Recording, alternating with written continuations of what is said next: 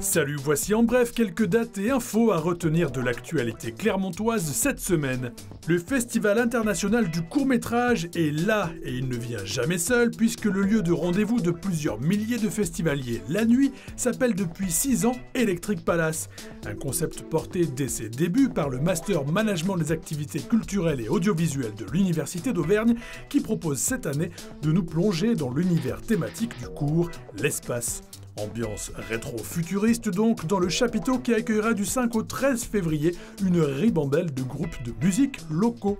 C'est un festival qui se passe à Clermont-Ferrand, donc c'est l'occasion de promouvoir un peu les artistes locaux parce qu'il y a quand même de beaux groupes, donc c'est une belle occasion de les faire un peu connaître.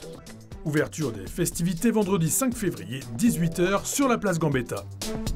Et puis festival toujours, Europavox revient à Clermont fêter une décennie de concerts estivaux. Chaque année, c'est l'occasion d'assister à une trentaine de concerts pour 20 nationalités représentées et de découvrir l'Europe musicale de demain comme de profiter des meilleurs artistes d'aujourd'hui. Pour cette édition 2016, on attend notamment Louise Attaque, Nekfeu, Dionysos, Philippe Catherine ou autre Caribbean Dandy et son tueur de micro Didier Morville. Et si on vous en parle dès maintenant, c'est que la billetterie est ouverte. Alors à vos passes, Europavox, c'est du 3 au 5 juin.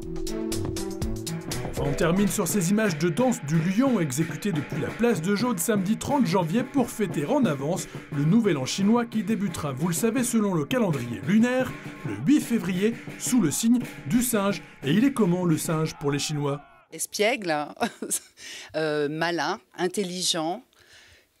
Un animal effectivement de bon augure pour les Chinois, donc il y a quelquefois des animaux qui sont plus porteurs, donc vous verrez en Chine par exemple plus de naissances, comme l'année du dragon par exemple, où les parents qui jusqu'alors n'avaient le droit qu'à un seul enfant décidaient de l'année de naissance de leur enfant par rapport à l'animal qui allait être l'animal de l'année.